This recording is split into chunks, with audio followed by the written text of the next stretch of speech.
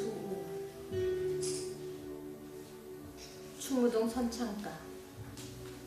버려진 저울이 돼지 껍데기 같은 하늘을 재고 있다. 생선 꽁지 같은 통장을 버리고 끝내 건지지 못한 세월호의 깊이를 재고 있다. 하늘조차 떨어져 나간 저울은 제 몸을 뺀 세상의 넓이를 다 재고 있다. 저울이 아무리 많다 해도 1톤 트럭에 실려가는 흰 조화를 잴 수 없으니 9개 전생을 기억하는 고양이를 잴 수 없으니 잿빛 밥알 올리면 최초의 지구를 알아보듯 흔들리다. 저울은 무게가 아니라 무게의 바깥을 증언해왔다. 비늘이 아니라 비늘 바깥을 증언해왔다. 저울 바깥은 영원한 강. 세월호만큼 깜깜하고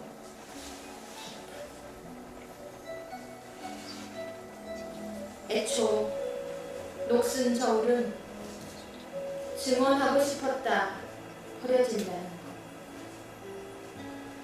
잊혀진다는 것, 잊혀진 후 삭제된 바다를 잰다는 것, 실종된 점심시간을 잰다는 것, 하늘이 없어도 마지막 증언자로 살아간다는 것. 난독증 환자가 되기에도 9개 전생을 기억하는 고양이가 되기에도 우리는 아직 슬픔이 부족하다. 눈물이 석탄 같은데.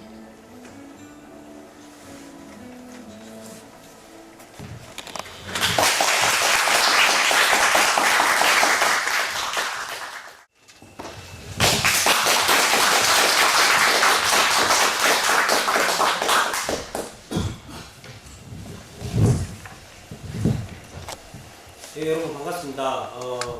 오늘 저희는 그 김수우 씨 모시고 저하고 최정란, 저는 손남이라고 합니다. 저하고 최정란 씨 두 분이서 같이 문학도통 행사를 진행하고자 합니다. 최정란 씨님께서 오늘 이렇게 벌써 산하공덕에 열을 또 발휘하셔가지고 꽃을 이렇게 또 앞에 준비해 주시고 해서 좀 부드럽고 이 꽃처럼 예쁜 토론이 됐으면 하는 게 제 개인적인 바람이고 또 그렇게 해주실 거라고 충분히 생각이 듭니다. 우선은 이 시집에 대한 얘기니까 아무래도 최정민 씨님께서 먼저 좀 얘기를 해주시는 게, 저는 아무래도 좀 딱딱하고 냉정한 이야기를 해야 될 것 같고요. 최정민 씨님께서 좀 부드럽고 감성적인 이야기를 해주실 것 같아서 그렇게 먼저 이 토론회의 문을 여는 게 좋지 않겠나 생각이 듭니다. 최정민 씨님께서 얘기해 주시면.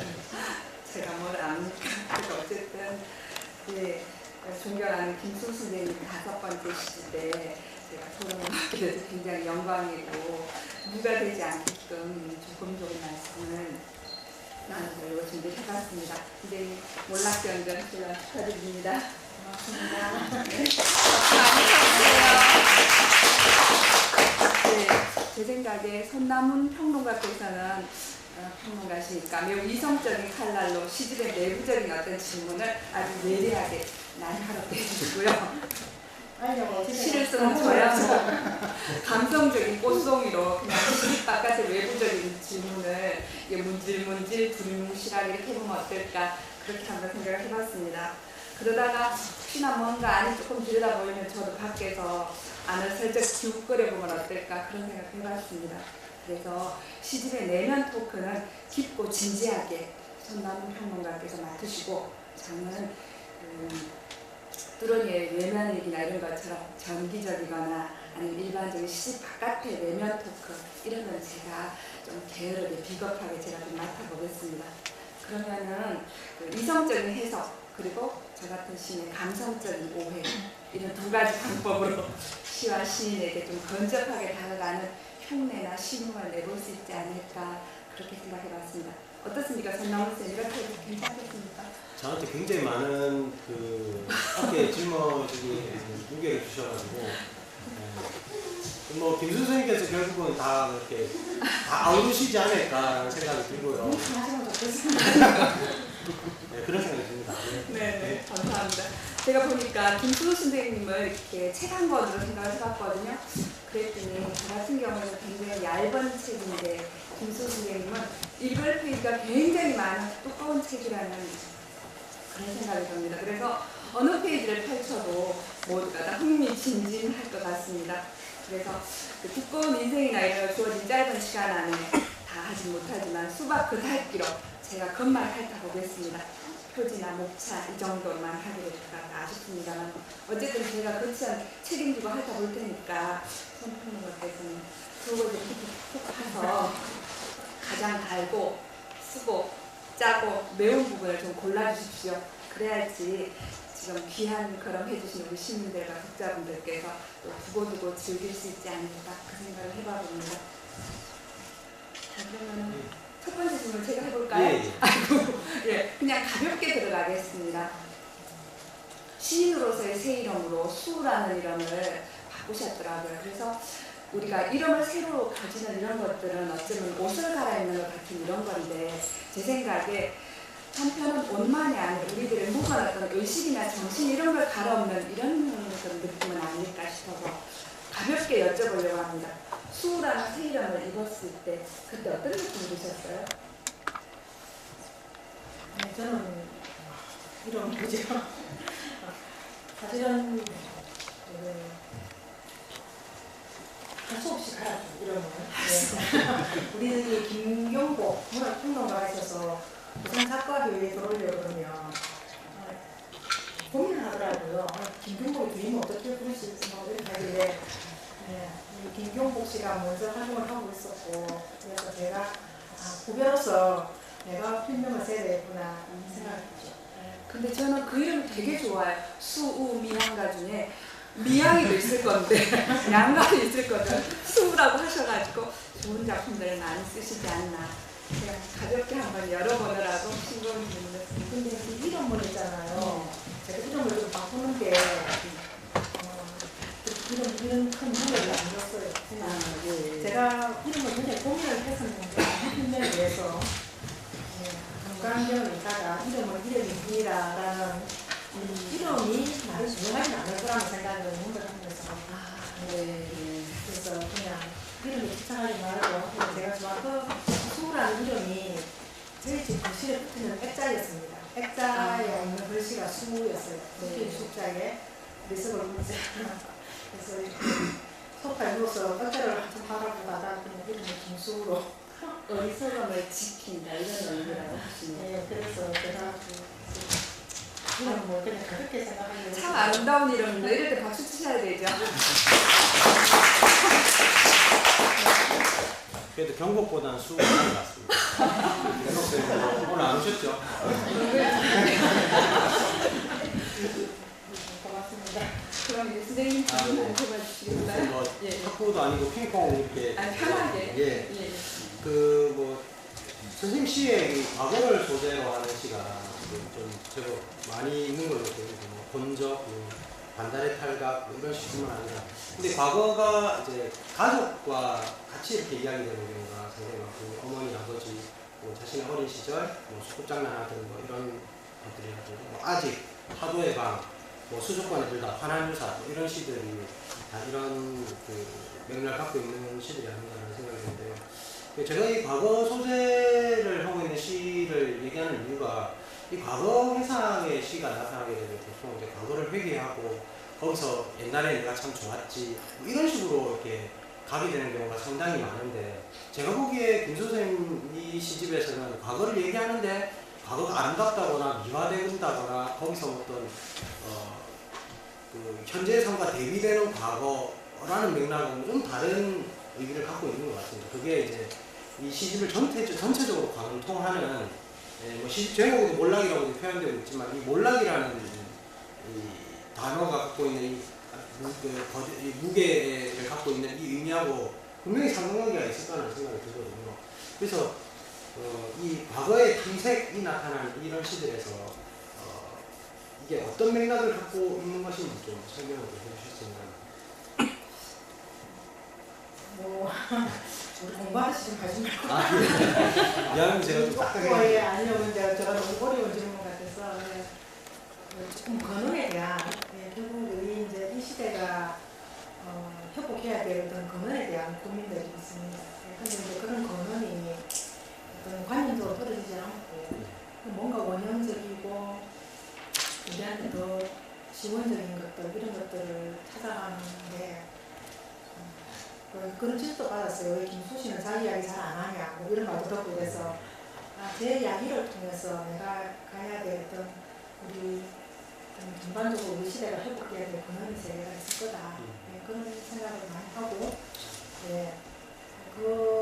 그 과거가 그냥 제 옛날 쓰던 이야기 이런 게 아니라 좀 더 보편적인 그런 근원이 되고자 그런 생각을 좀 많이 고민하고 있죠.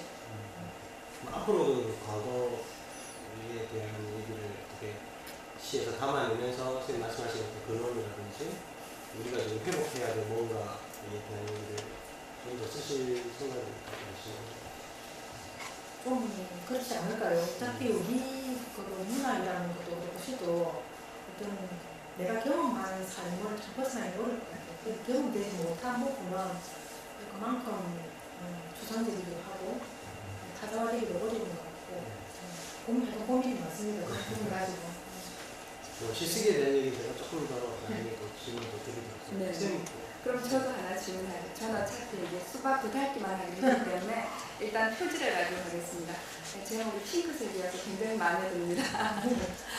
예, 제목이 뭐 몰락 경전이거든요. 그래서 저는 이렇게 몰락과 경전이라는 두 차원에서 한번 내부의 어떤 시들이라든가 이것과 연결해서 한번 말씀을 들어보고 싶고요. 그 다음에 직전에 나온 시집을 보면 제박과 화분이라는 그런 시집이 있거든요. 그래서 그 시집과 이번 시집의 경우에는 어떤 차이가 있는지 아니면 어떤 면에서 이렇게 그 전 시집을 개성하고 계신지 그런 부분을 한번 여쭤보고 싶습니다. 왜냐하면 거기 이렇게 보다 보면은 이번 시집의 맨 첫 시가 최선이라는 제목의 시란 말이에요. 근데 최선이라는 시의 맨 앞부분에 보면 이런 구절이 있어요. 아침 영롱한 거미줄 창틀과 깨진 화분을 입고 있다. 이렇게 시작하고 있거든요. 그러면 입고 있다 화분 자연스럽게 저는 직전에 나온 시집과 이번 시집에 연계된 어떤 개성 차원의 문제 그렇다면 전의 시집과 반복되거나 공통점이 되는 부분하고 또 뭔가 차이가 되는 이런 부분이 또 뭐가 있을까 생각해봤고요. 그 다음에 몰락과 경전 차원에서 한번 여쭤보고 싶었는데요. 계속 하다 보면 제목이 시집의 제목이 몰락이니까 이게 이 시집의 키워드일까? 그러면서 뒤집어 보다 보니까 슬픔이라는 키워드가 있을 것 같고 그게 가장 근본적인 건데 그래도 몰락이라는 계속 반복되어 나와요. 제가 뒤집어 본 걸만 해도 한 10개 이상을 제가 발견했거든요. 그래서 이 몰락이라는 게 이 시대의 어떤 슬픔의 이야기와 연결해서 어떻게 되는 건지 그 다음에 또 이런 부분들이 궁극적인 불가능으로서의 우리들의 그 죽음의 문제 이런 것까지 연결되는 거 아닌가. 그래서 몰락이 단순한 이 시대의 어떤 리얼리즘 차원에서의 슬픔과 고통에 구분하고 아니면은 베키트 말처럼 실패하라 다시 실패하라 가장 실패하라 이 경우처럼 우리 존재의 불가능성을 얘기하는 그런 실패의 몰락하고 어떻게 연결해서 말씀하시는 거 아닌지 거기는 내 그냥 편하게 말씀해 주세요. 그리고 너무 제가 너무 많이 들었어요. 제가 앞에 시집에서 고민한 게 제의였습니다. 이 시대가 제의가 필요하다고 생각했습니다. 이 제의의 특징은 지극함이죠. 극진함. 아무리 보상놈이라도 대사 지낼 때만큼은 사람이 지극해지지 않습니까? 우리 시대가 지금 굉장히 함부로 된 뭐든지 함부로 생산하고 함부로 소비하고 함부로 사랑하고 함부로 헤어지는 그런 굉장히 함부로 되는 시대죠. 그래서 이제 함부로 어떤 그 반대에 있는 그 지극함, 어떤 극진한 자세 이런 것들이 이제 우리가 회복해야 될 부분들인데 이런 것들이 이제 형식상으로 어떤 제의에 나타나는 거. 그래서 그 집밥이라는 거. 네, 그래서 지난 시즌 그 제의에 대한 그런 쭉 이렇게 배우고 있습니다. 그래서 화분이라는 것은 또 이제 제밥 걸어가고 비슷하죠. 그런 데서 이제 그 화분은 어쨌든 생명을 키워내려고 하는 그래서 그 이미지여가지고 어쨌든 우리가 가지고 있는 생명성을 담보하는 방법으로서 어떤 제의, 그런 제밥이 참 중요했고요. 이제 지금 몰락이라는 이렇게 어마어마한 단어를 쓰는데 사실은 그게 제가 한 게 아니고 쿠바에 제가 좀 오래 머물면서 배운 단어입니다. 이 사회학적인 용어죠. 우리가 저성장, 반성장, 하강 이런 개념과 같이 쓰는 개념은 몰락입니다. 이제 우리는 계속해서 올라가는 게 아니라 내려가야 되고 다시 계속 상승하지 말고 내려가자라는 말이죠. 우리 이제 뭐 이번에 브렉시트도 있었지만은 어쨌든 전 지구적으로 굉장히 많은 혼란과 위기가 많은데 이것도 우리가 좀 멈춰야 되고 이제 내려가는 연습을 시작할 때가 이제 쿠바를 몰락 선진국이라고 부르거든요. 쿠바는 정말 한번 몰락을 했죠. 그 나라 경제의 80%가 그냥 투자한 사람들 한번 몰락해서 다시 공존하는 사회로 나가는 방식을 지금 실험 중인데 그렇게 생각합니다. 그래서 이 몰락이라는 경전이라는 말은 굉장히 제가 있잖아요. 좋아하는 말이지만 부담스러운데 경전 또 사실 참 많이 써요. 뭐 바람의 경전, 그런 경전 맛있는 분들 참 많더라고요. 그래서 어쨌든 조금 빗방울 경전이라는 시가 있어서 이 경전이라는 게 어떤 종교성보다는 좀 더 근원성, 우리가 이렇게 평생을 보고 읽을 만한 책, 이렇게 하기로 경전이라는 빗방울 그런 거라고 저는 생각을 했는데 저는 그래서 이렇게 인식을 잘못했습니다. 감사합니다. 제가 보다 보니까 제밥 얘기할 때 지극함이라 이런 것도 이미 우리들의 어떤 일상이나 이런 것들을 나름대로 승화시키는 차원의 행위라고 생각을 하거든요. 지극함, 대면 이런 것들이. 그럼 이번 시즌에 나오는 경전의 문제 이런 것들도 성경도 나오고 힌두의 경전도 나오고 쭉 하다 보면 실제 다양한 어떤 종교적 이런 것들이 나와서 특별히 하나의 종교 차원이 아니라 개별적인 종교가 아니라 전체로서의 우리 인간의 삶이라든가 이런 데서 고통을 누군가에게 의탁하는 대상이 될 때 그것이 종교가 아니었겠나 싶어서 그것들이 기록된 것을 경전을 이렇게 좁게 해석을 해봤어요. 좀 선생님 말씀 더 넓게 해주셔서 감사하고요. 또 몰락에 관한 것도 쿠바에 관한 얘기 여쭤보고 싶었는데 지난번에 백년어에서 쿠바에 관한 그런 거를 한 적이 있으신 것 같아서 그 부분은 살짝 피하려고 했는데 어쨌든 여러 가지 사회적인 경제적인 그런 부분까지 고려해서 말씀해 주셔서 감사합니다. 선생님 예. 질문하실래요? 그럼 이제 같은 맥락으로 예. 얘기가 될 수 있지 않을까 싶은데요. 이 시집에 보면 아까 저기 이민아 씨께서 나와가지고 그 시 낭송하실 때도 그 세월호 이 시집에서 세월호 얘기가 들어가는 시가 몇 편 있는데 그 중에서 세월호라는 구절이 한 시에서 2번 나오는 게 딱 지금 이 시였거든요. 그러니까 뭐 지금 생각나는 대로 얘기해보면 철갑등어, 그다음에 다시 물, 슬픔이 부족하다, 노란배 뭐 이런 작품에서 세월호라는 말이 들어가고 꼭 그렇지 않더라도 그 일을 환기하는 또 이미 그런 이미지를 환기하는 시들도 몇 편 있습니다. 그러니까 근데 좀 재미있는 부분이 있었는데요. 뭐 세월호가 재밌다는 얘기가 아니고요.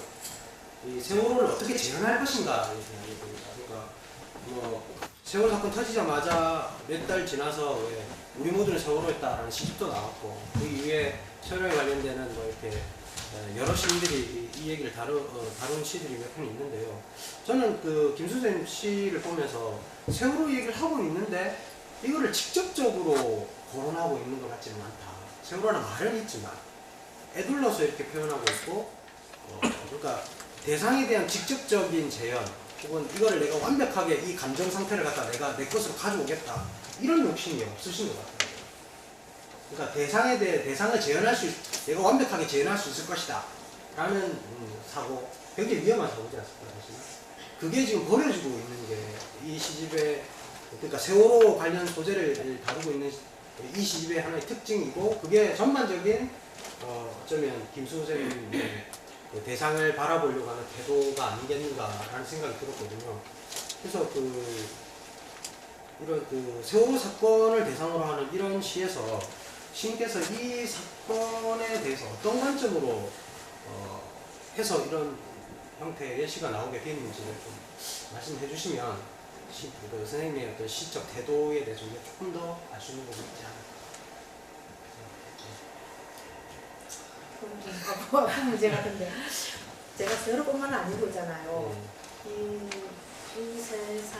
사회의 모든 세태라든지 어떤 상황에 대해서 정의를 내리는 것을 두려워하고 있어요. 이것은 이것이다. 이건 아니야. 이건 기야.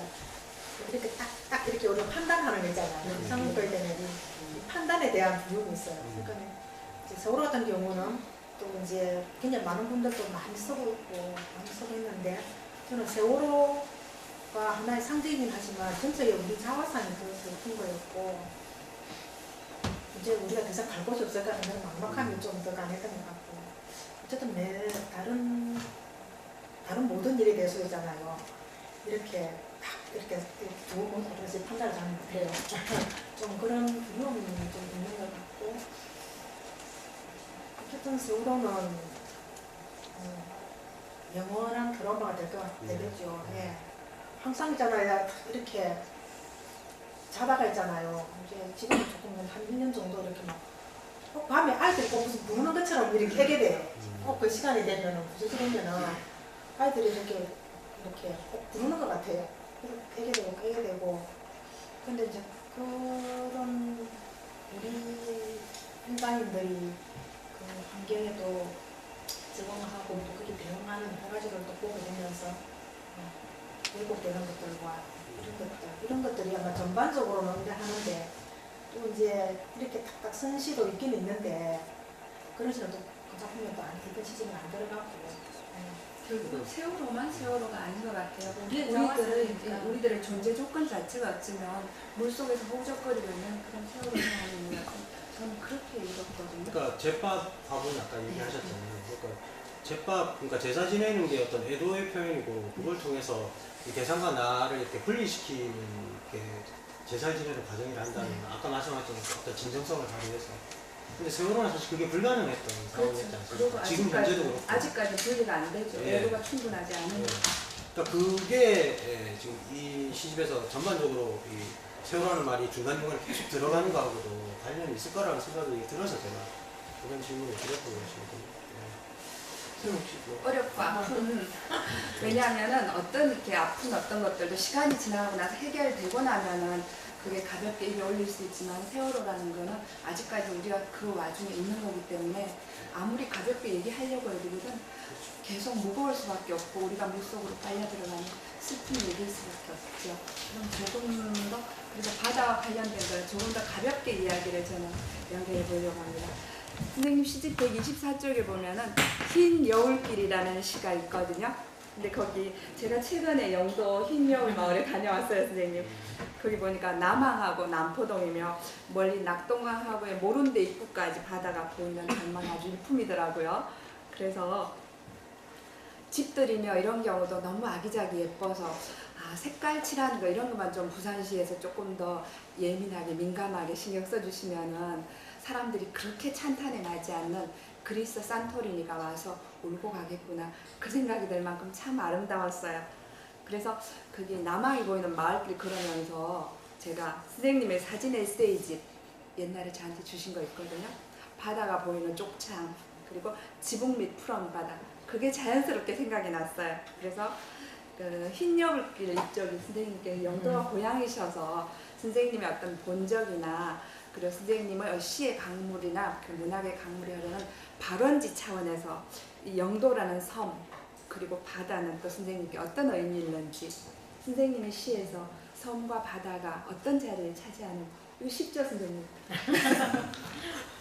네, 좀 재밌네요. 제가 쉬운 역할 맡았잖아요. 제 어깨가 점점 더 선생님 악연 무거워져요. 맡으시고 저는. 그 정말 그 영도에서 태어나서 컸고요. 네. 그래서 뭐 아버지, 큰아버지 전부 다 고깃배 타시고 이렇게 하여튼 영도에 사는 사람들처럼 그렇게 비린내를 가지고 살았는데 어쨌든 그 흰요울길이 늘 할머니랑 다니고 그 제가 영선동, 신선동 네, 그 삼복도에서 성장했기 때문에 고향이죠. 어쨌든 제가 떠나서 거기서 살다가 문현동으로 잠깐 이사를 하긴 했지만은 그 다음에 제가 이제 결혼하고 사라 사막으로 갔죠. 근데 거기도 바닷가였습니다. 그래서 거기서 몇 년 살고 그 다음에 살게 된 곳이 스페인의 라스팔마스라는 섬이었죠. 거기서 또 10년 살았죠. 섬에서 또 10년을 살았죠. 하여튼 그렇게 바다랑 계속 붙어 다녔고요. 대전에서 조금 살았는데 바다가 없는 곳에서 제가 그래서 대전에 가서 살아야 된다 그랬을 때 바다가 없는데 어떻게 살아 이렇게 제가 대답을 했더니 네. 뭐 거기서 뭐 2시간만 바다가 있다, 뭐 대천 바다가 있다. 근데 어쨌든 바다가 없는 데서는 살 수 없다는 생각을 한 적도 있었죠. 그리고 또 다시 돌아와서 지금 또 송도 바닷가에 또 살고 있습니다. 어쨌든 제가 어릴 때 그 삼복도로에서 그 내려다본 바다, 거기 정말 있잖아요. 제가 해운대 바다를 별로 안 좋아하고 송도 바다를 좋아하는, 영도 바다를 좋아하는 게 항상 그 떠날 배들이 있고 그냥 어선들 이런 배들이 항상 그 자갈치 앞바다부터 시작해서 떠 있어요. 그러니까 어릴 때 그 굉장히 가난하고 먹을 거 없고 이렇게 공창으로 내다보면은 그 고기 배들이 있잖아요. 불을 다 켜놓고 있는데 그 불들이 이렇게 거기 밤에 이렇게 물결이 비치면 있잖아요. 막 금실 은실을 막 풀어놓은 것처럼 밤바다 굉장히 아름다워요. 저 배가 가겠구나. 근데 또 그 다음에 보면 또 다른 배가 들어와요.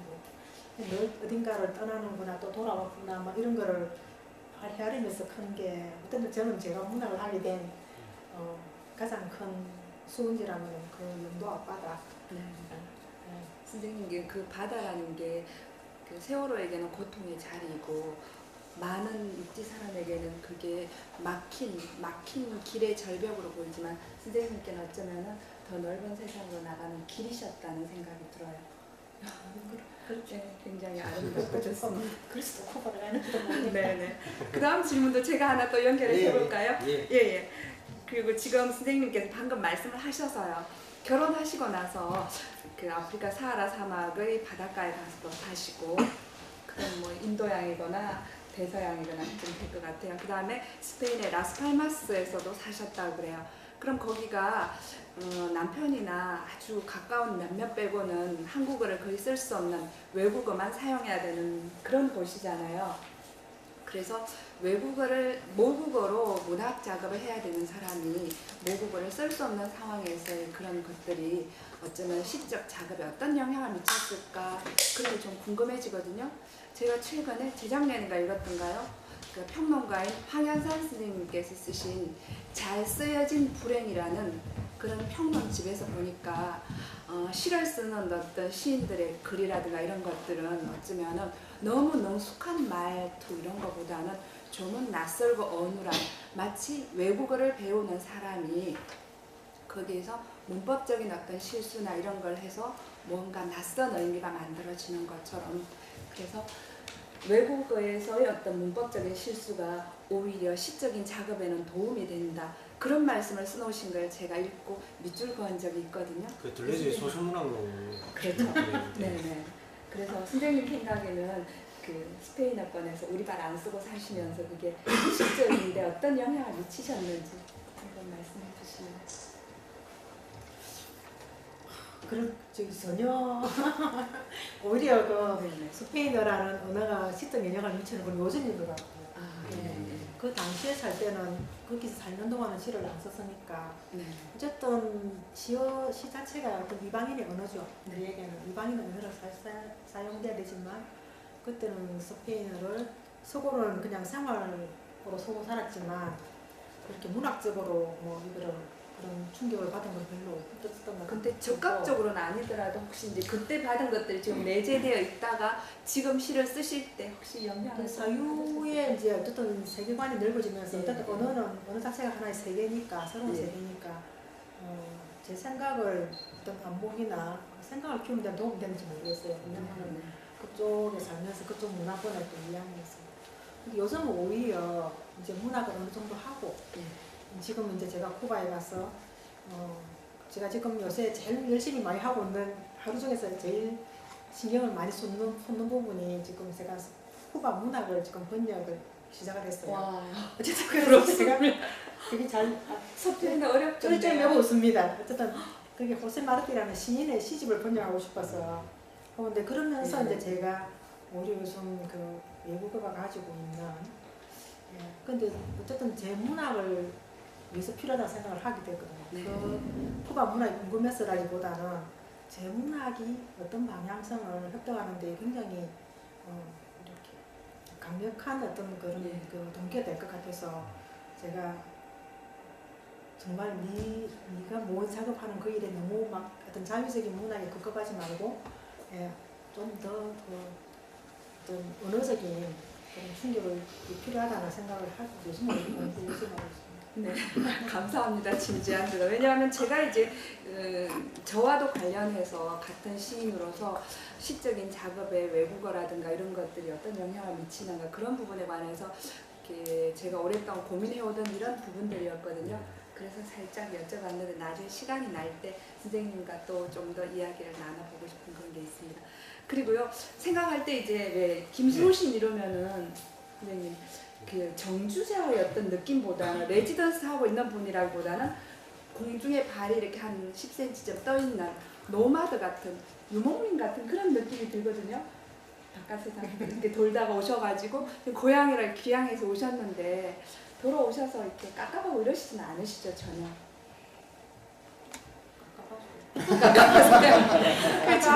깝깝한데 네.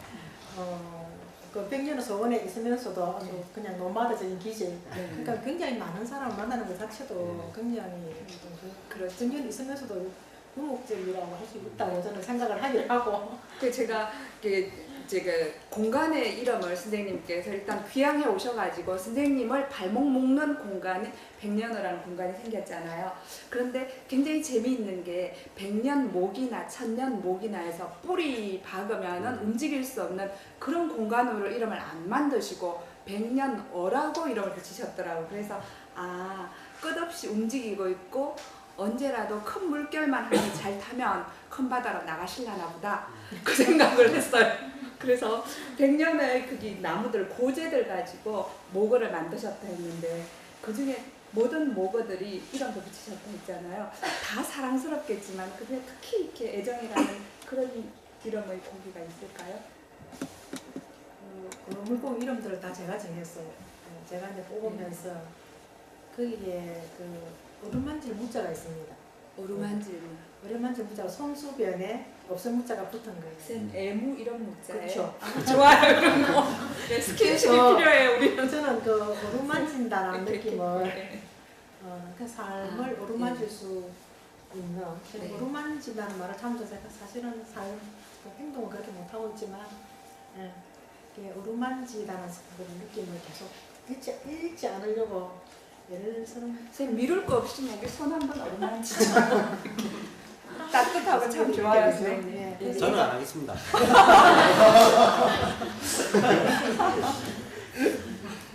뭐 노마드 얘기도 하셨는데 노마드가 결국은 한 장소에 정주하는 게 아니라 계속해서 이렇게 옮겨 다니면서 그게 뭐 실제로 옮겨 다닌다는 의미도 있겠지만 그 안에 정주하면서 또 권력을 만들고 자기 자리를 이렇게 확고하게 굳히고 뭐 이런 게 아니라 계속해서 이렇게 그 노마드로서의 삶이라고 하는 게 아까 뭐 모거 얘기도 하셨고 백년호를 어떤 비유적으로 얘기도 하셨지만 그 맥락이 저는 이 시집의 몰락이라는 말하고도 네. 상당히 깊이 연관이 있다고 생각이 들거든요. 아마도 최정현 씨께서 저에게 질문의 거리를 이렇게 좀 연결시켜 주시기 위해서 이 얘기를 꺼내셔서 감사하다는 말씀을 드리고요. 이 몰락이 갖고 있는 의미가 좀 뭐랄까 좀 전달이 돼야 좀 잘 이해가 돼야 좀 이 시집이 좀 더 풍부하게 읽을 수 있지 않을까 이런 생각이 들어서요. 발원지라는 시에서 이런 얘기가 있습니다. 물은 밤마다 고생대로 돌아간다. 모든 아가미가 새소리를 내는 최초의 숲으로 돌아간다. 이런 구절이 있는데요. 이 시집에서 말하는 몰락이 제가 보기에는 아까 뭐 김 선생님께서도 잠시 얘기를 하셨지만 존재가 본래의 자기 자리로 돌아간다. 이런 의미로 저는 받아들였습니다. 근데 그게 아까 제가 말한 것처럼 이게 그냥 단순한 과거 회귀가 아니라는 거 그렇게 생각이 드는데요. 왜냐하면 존재가 자기 자리로 돌아가기 위해서는 지금 내가 있는 자리를 떠나야 하는 것이고 지금 내가 있는 자리로부터 벗어나야 하는 것이고 그렇다면 거기에 있는 모든 정주되었던 것들로부터 떠나야 하는 그 존재의 자기 결단이 필요하다는 얘기거든요. 예. 그래서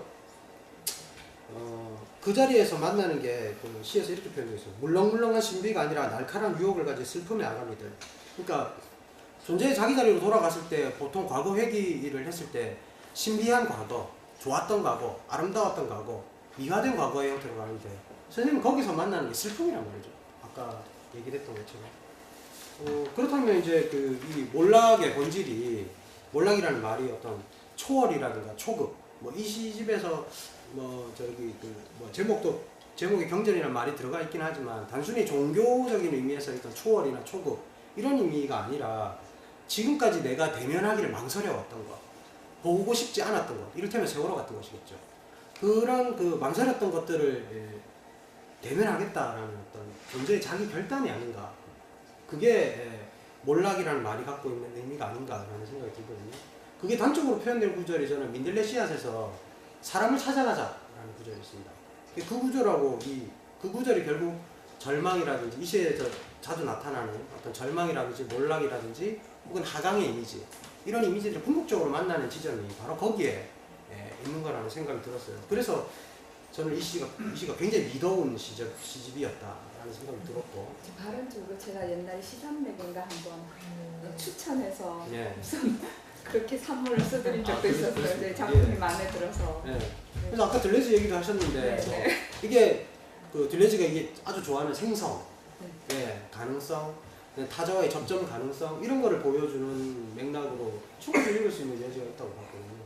그래서 뭐 제가 뭐 쓸데없는 소리를 좀 길게 늘어놓고 있는 거는 이제 시간을 잡아먹기 위해서이긴 한데 궁극적으로 선생님께서 드리고 싶은 질문이 이거죠. 선생님께서 몰락이라는 말을 사용하셨을 때의 의미, 제가 그렇게 쓸데없는 소리를 했지만 좀 제 이 말이 좀 어떤 건지 좀 맞는 건지 아니면 좀 선생님 더 이렇게 나가시는 부분이 있는 건지 여쭙고 싶어서 질문 드렸습니다.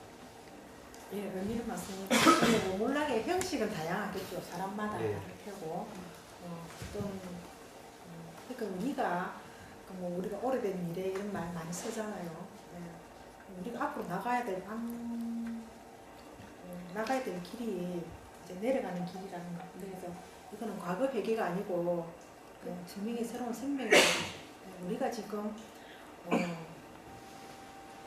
정말 문명이 퇴보한 거라 그러지 않습니까? 우리는 다 진화한 줄로 알고 있지만 많이 퇴화했다 그러거든요. 우리가 갖고 있던 근원적인 어떤 생기, 좀 우주적이죠. 그러니까 우리가 옛날에는 하이데거에서 말하면 다 자연의 언어를 듣던 자연의 언어를 들을 수 있던 모든 그 식물 이야기를 듣던 그 시절로 돌아가야 된다는 생각이죠.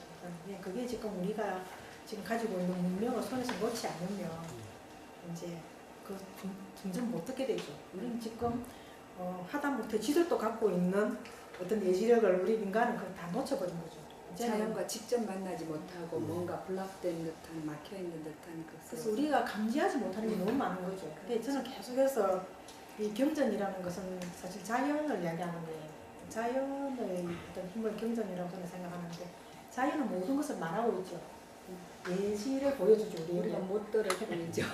그래서 그런 의미에서 우리가 다시 회귀되고 거기에 귀를 기울이고 보이지 않는 것들을 감지해내는 보이는 소비적인 것은 우리 정말 근원적인 것들을 다 막는 아니니까 어쨌든 그렇게 감지해낼 수 있는 능력, 그런 감수성 이런 것들이 사실은 몰락의 힘이라고 저는 몰락이 필요하다는 말이 굉장히 좀 강렬하지만 제가 쓴 말이 아니고 아까 사역자들이 이미 지금 쓰고 있는 몰락에 관한 얘기를 하려고 하면은 아마 이제 이 밤을 다 세워도 모자랄 것 같습니다. 많이 안 남아 있으니까 시간이 조금 더 빠르게 진행을 해보도록 하겠습니다. 가벼운 거 할까요? 좀 아니 뭐 가벼운 거 할게요. 그러면 네. 네, 가볍게. 예, 선생님 보면은 시집이 5권이에요. 산문집이 5권이고 사진 에세이집이 3권, 도합 13권이에요. 책 13권이라 그러면은 인생 전부 바쳐도 못 되는 거 아시죠? 거기다 100년의 여러 프로젝트들 이런 거 다 하시는 거 보고 있으면 엄청나요. 그래서 여쭤보고 싶어요.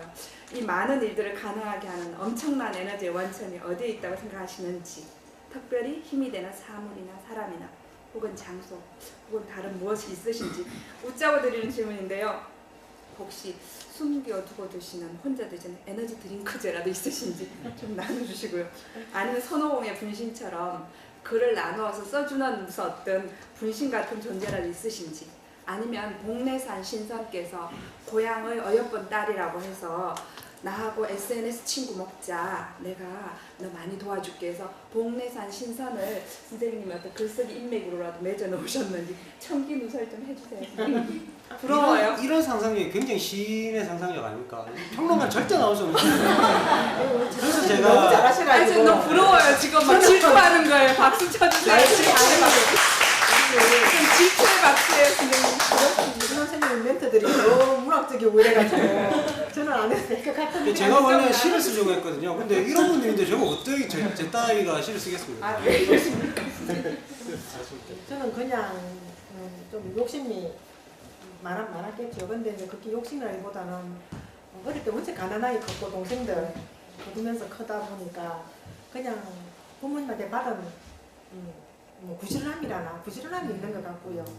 근데 정말 제가 일을 할 수 있는 에너지가 뭐냐 물어보면 저는 그냥 단순함이라고 생각해요. 저는 굉장히 단순합니다. 네, 그러니까 이게 제가 이제 일을 하면서 느낀 건데요. 단순하지 않으면은 일을 못 하겠더라고요. 좀 머리가 복잡하거나요. 이러면 일이 진행이 안 돼요.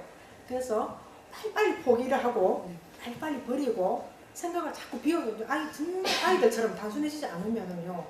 그 많은 일들이 다 엄청나게 복잡해서 못 하겠는 거예요. 그래서 빨리빨리 포기하는 게 이제 100년을 하면서 좀 생긴 거고요.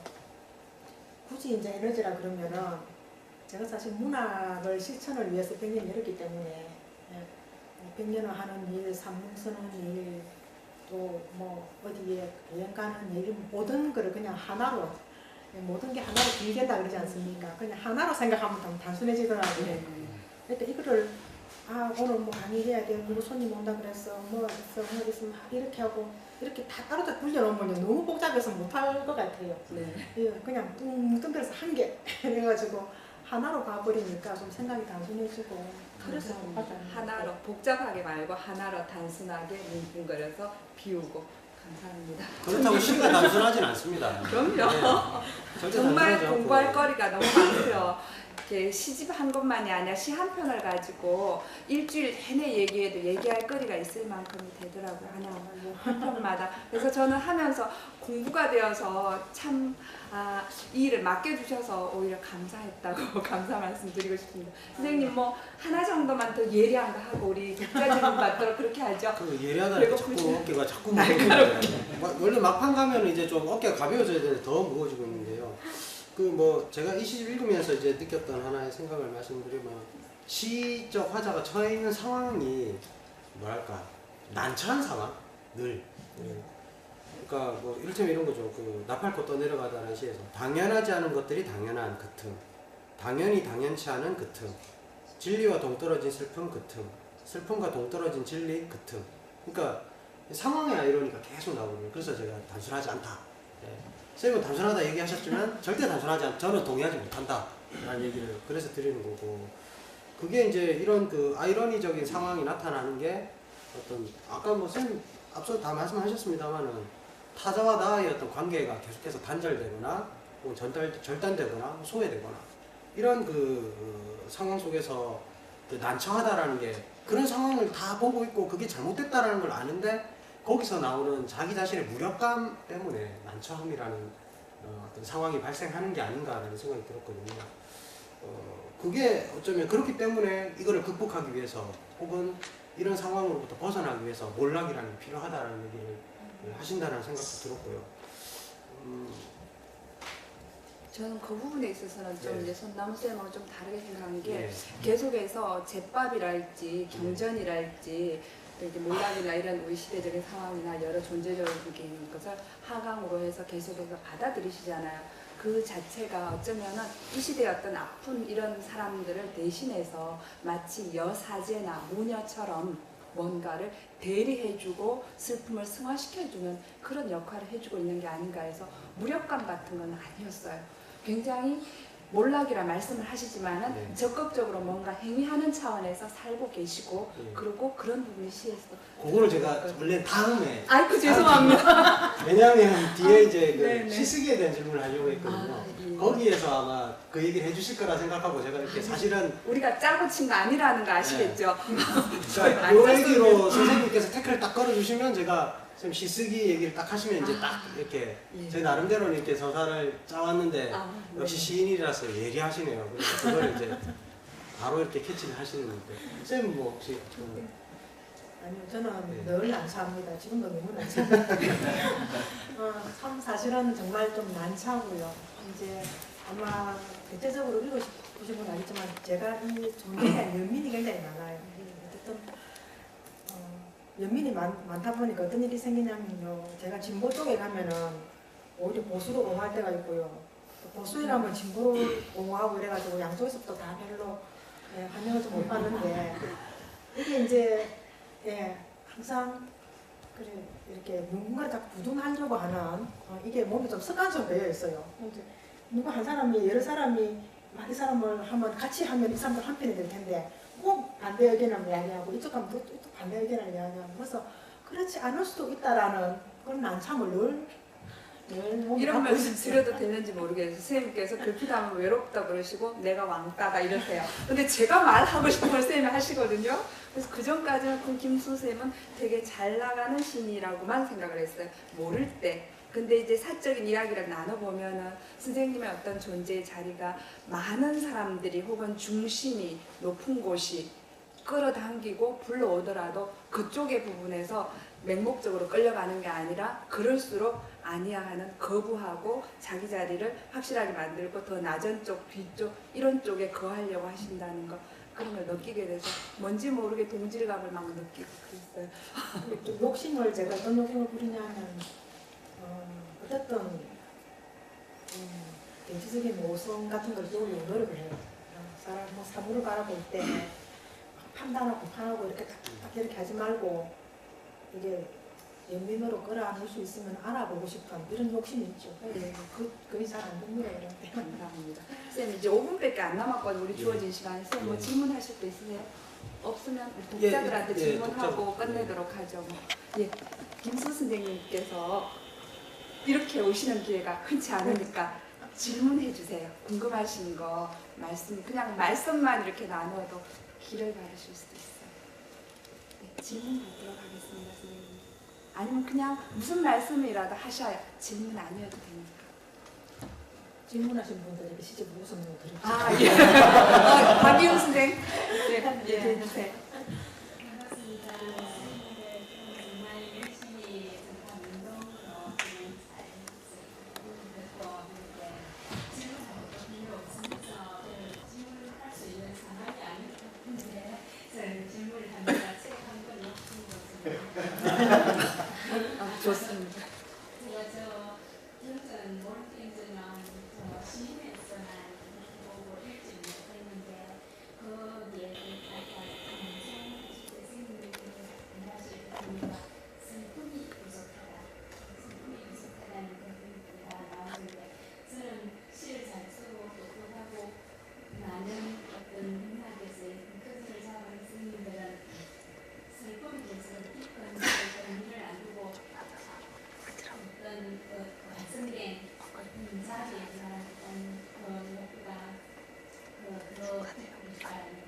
슬픔이 부족한 그걸 이제 생각하면서 아직까지도 어떤 제가 생각하는 그런 사람 인기를 위해 사는 사람들에 대한 희망을 제가 느꼈거든요.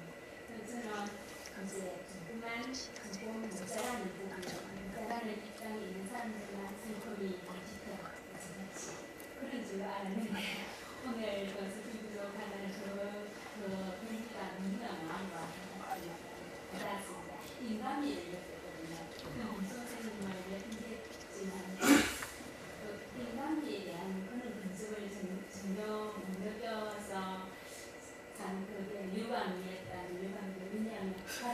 이제 무서운데. 대할 그게 없고 아닌데. 그리고 부산의 선생님이 뭐 담이 뭐 이렇게 할 수 없다는 어떤 그 공감을 들려주는 속에서 성당 안에서 이런 게 희망이 있구나, 사랑과 사랑이 우선이겠구나, 시와 사랑보다 사랑과 사랑 다음에 시와 사랑이겠구나. 좀 조금 짧게 질문해 주세요. 감사합니다. 밥 먹을 시간 얼마 안 남았어요. 그냥 시집 드릴까요? 제가 원래 인간미도 못습니다. 네. 좀 이따 시집 챙겨 주셔요. 근데 아까 무를 얘기하셨기 때문에 충분히 뭐 그 부분을 들으셨으면은 이렇게 손 닦고 만져주고 하는 그런 무라는 걸 들으셨으면 그 부분에서 별로 그 질문이 안 나와도 됐을 거란 생각이 듭니다. 예, 다른 고기가 선생님 아니라- 질문 받겠습니다. 네, 선생님 말씀해 주세요. 그 이제 시인 이 양면을 인터넷에 떠서 부산 연도 출신이더라고요. 그래서 이제 가끔 부산 출신이라서 반갑습니다. 이래 한 번씩 가보면은 타 지역 사람을 많이 초청을 하더라고요. 우리 지역에도 좋은 시인들이 많이 있는데 우리 지역의 작가들을 좀 이래 발굴을 하고 이래 문하고 타 지역의 사람들만 듣고 와가지고 많이 이렇게 강연을 하는데 저는 그게 좀 아쉬웠는데 반갑습니다. 여기 보니까 스페인하고 아프리카가 10년 동안 이렇게 계셨다고 되어 있는데 거기 뭐 작품 중에서 아프리카나 스페인에서 활동하면서 이렇게 느끼고 체험을 해서 작품을 쓰신 게 있는지 한번 여쭤보고 싶습니다. 예. 이 붉은 사라가 좀 사라 살던 그때 경험 좀 많이 들어 있습니다. 그리고요, 저희 부산 작가회의 거는요, 우리 부산 작가들의 작품집을 가지고 하기 때문에 늘 오시면 늘 부산 작가들 거 감상하시고 하실 수 있으니까 꼭 문화 오셔요. 그다 부산 작가 예. 다른 경우에는 저희도 그런 게 약간의 지방에서 중앙을 바라게 하는, 서울공화국 바라게 하는 그런 좀 불합리한 그런 게 있는 건 알고 있거든요. 어쨌든 유념해서 듣도록 하겠습니다. 다른 질문 있으셔도 8시가 됐기 때문에 두 분 가위바위보 하시고 한 분만 받겠습니다. 예, 두 선생님. 예, 선생님. 이게 그 핑크색이 처음에 이게 발표를 썼는데 좀 슬프다는 생각이 들었던 게 설명을 들으면서 몰락이라는 단어는 사실은 약간 수동태적인 의미를 좀 가지지 않습니까? 그러니까 우리가 자의적으로 그 강화나 하강을 할 때 몰락이라는 단어를 쓰지 않고 타자나 타의에 의해서 할 그 결과적인 측면을 이야기할 때 약간 수동적인 상황일 때 우리가 몰락이라는 단어를 쓰는 것 같은데 혹시 선생님은 아까 이야기하시면서 느림의 철학과 좀 느려졌으면 하는 어떤 그런 이야기를 좀 하셨는데 인간은 결국 자의적으로 멈출 수 없는 존재이기 때문에 어떤 타자나 어떤 타의에서라도 제발 좀 멈춰줬으면 좋겠다는 어떤 그런 염원을 담아서 아마 몰락이라는 단어를 쓰신 건지 좀 궁금합니다. 예, 그러지는 않았고요. 저는 몰락이 수동적이라는 생각은 안 했고요. 저는 나뭇잎들이 떨어지잖아요. 물론 바람이 벌써 떨어지겠지만 저는 나뭇잎들이 그냥 과감하게 뛰어내린다고 생각하는 그런 입장에서의 몰락. 예, 그래서 우리가 과감히 이 어떤 소비를 어떤 극단적인 소비 사회를 우리가 이렇게 바꿔나갈 수 있는 그러니까 좀 타자 중심의 삶으로 바꿔나가는 뭐 이런 것들이 굉장히 과감한 결단이 필요하다는 그런 고민을 많이 합니다. 뭐 대답이 됐는지 모르겠습니다. 되셨습니까? 네, 저희 시를 쓰는 사람들 입장에서는 기존의 보통 사회에서 쓰는 말들과 반대의 의미에서 그 말들을 쓸 때가 많거든요. 그래서 선생님께서 이렇게 감히 제가 권해드리고 싶은데 시집을 좀 더 많이 읽으시면 몰락 안에 수동적이거나 피동적이거나 그런 거 말고 적극적인 어떤 몰락, 적극적인 비움, 적극적인 느림, 적극적인 낮은 자리 그런 것들이 시의 도처에 있다는 걸 아실 것 같습니다. 네, 다음번에는 시집을 좀 많이 읽으시고 참석해 주시길 부탁드리겠습니다. 그게 원래 비평가들이 해야 될 역할인데 오늘 제가 제 역할을 못한 거니까 제가 대신 사과드리겠습니다. 예, 더 많은 좋은 질문들 있으실 것 같은데요. 예, 뒤풀이 자리에서 선생님들 말씀 듣도록 그렇게 질문 받도록 하려고 합니다. 선생님 괜찮으시겠습니까? 예, 그렇게 수고 하겠습니다. 많으셨습니다. 예, 감사합니다. 네, 다시 축하드립니다.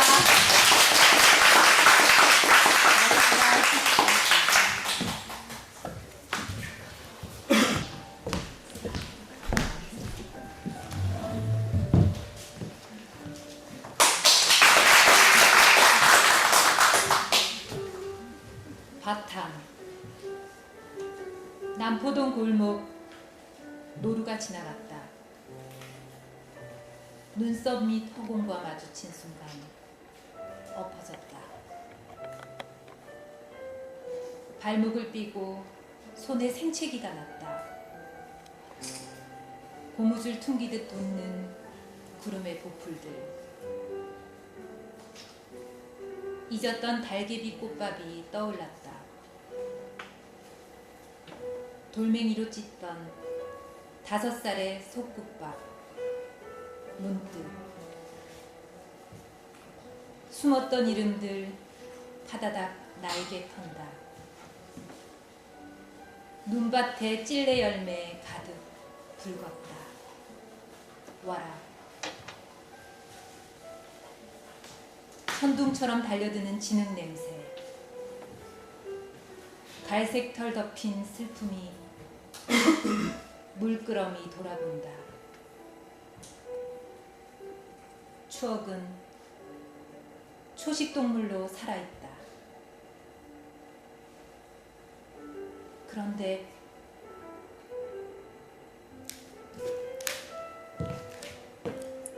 저 앞을 지나간 건 정말 노루였을까?